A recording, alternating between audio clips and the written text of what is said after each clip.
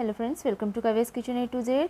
आज मैं आपके साथ चंपारण मटन की रेसिपी शेयर करूंगी। रेसिपी पूरी देखने के बाद अच्छी लगे तो प्लीज़ चैनल को सब्सक्राइब कीजिए, रेसिपी को शेयर ज़रूर कीजिए। तो चलिए फ्रेंड्स, यहाँ पे मैंने 1 केजी मटन लिया है। इसको अच्छे से धो के साफ़ करके मैंने यहाँ पे रख दिया है।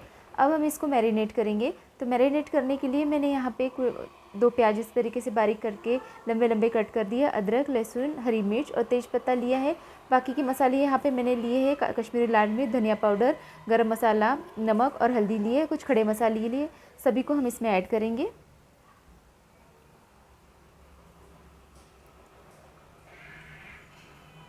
तो चलिए, मसाले मैंने इसमें ऐड कर दिए सभी। अच्छे से मिक्स कर लेंगे हम इसे। इसके बाद हम इसमें 2 लहसुन के कट्टे डालेंगे।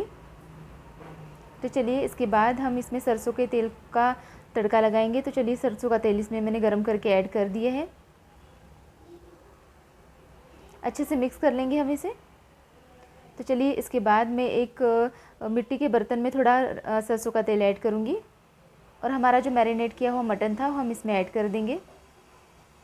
चंपारण मटन को बहुत ही धीमी आंच पर पकाया जाता है। लगभग 1 से 2 घंटे इसको अच्छे से धीमी आंच पर पकाया जाता है। तो चलिए, हमारा अभी 1 से 2 घंटा यहाँ पे लगभग हो चुका है। मटन हमारा अच्छे से पक गया है।